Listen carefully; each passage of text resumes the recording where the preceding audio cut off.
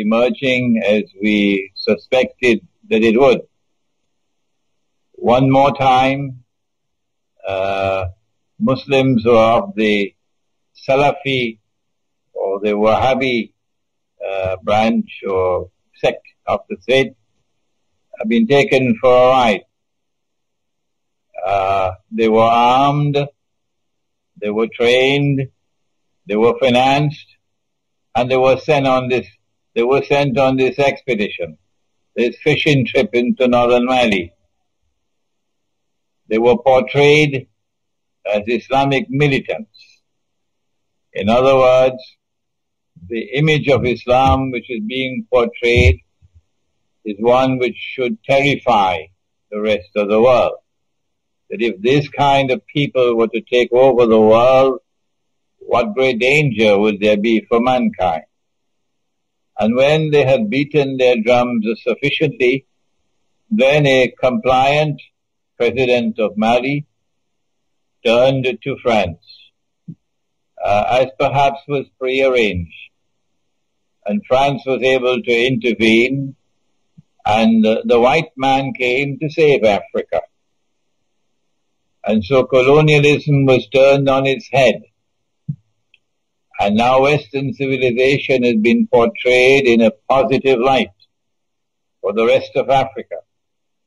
And the media is going to drum this into them, television and radio and newspapers, that had it not been for France, had it not been for the United States and other countries which intervened to help France, the implication or the result would have been that the menacing face of Islam would have established itself in Mali.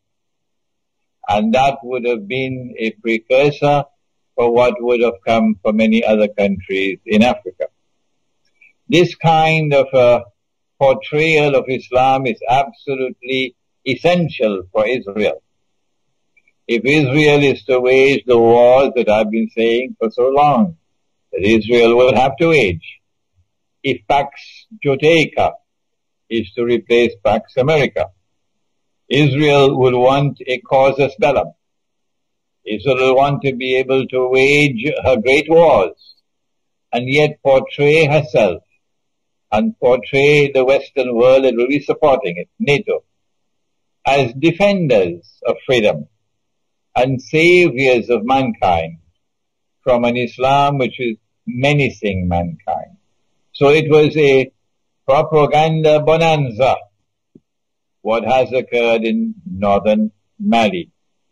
And once again, the Salafi version of Islam has been taken for a ride, and they have embarrassed us.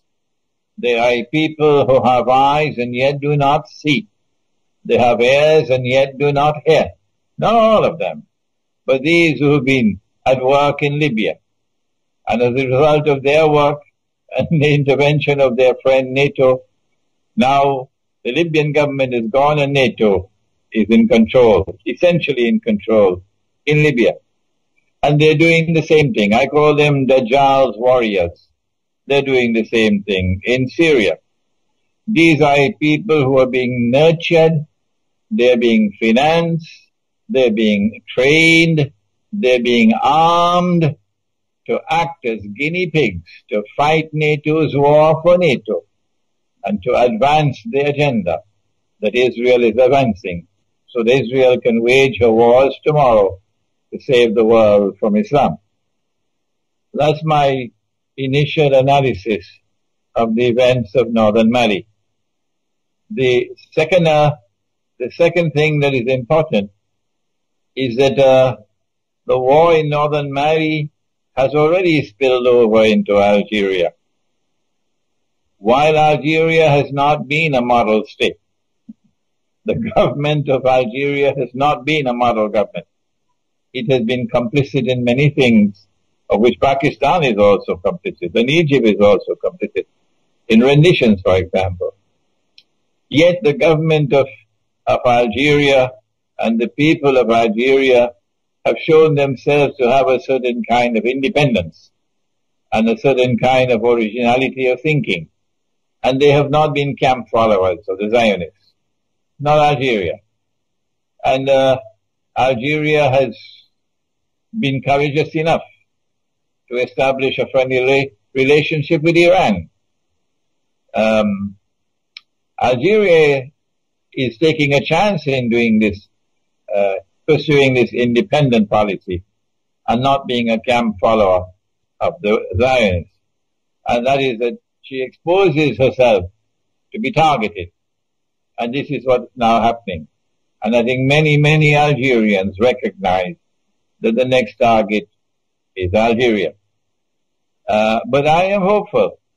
I'm hopeful that the land and the people who fought France and fought France courageously until France had to withdraw, battered and beaten, France had to withdraw. Such a people are not likely to allow themselves to be recolonized so easily. And so the Western world has a fight on its hand if it seeks to use the events in northern Mali as a toehold with which to enter into Algeria, to destabilize Algeria, and to impose once again a neo-colonial regime on Algeria. It's a huge country logistically, Algeria. I don't know how it could monitor its borders. It also has been accused of assisting France in this onslaught on Mali, and it's even been accused of giving France the money to wage the war. The President Hollande was in Algeria 2 weeks before the war started.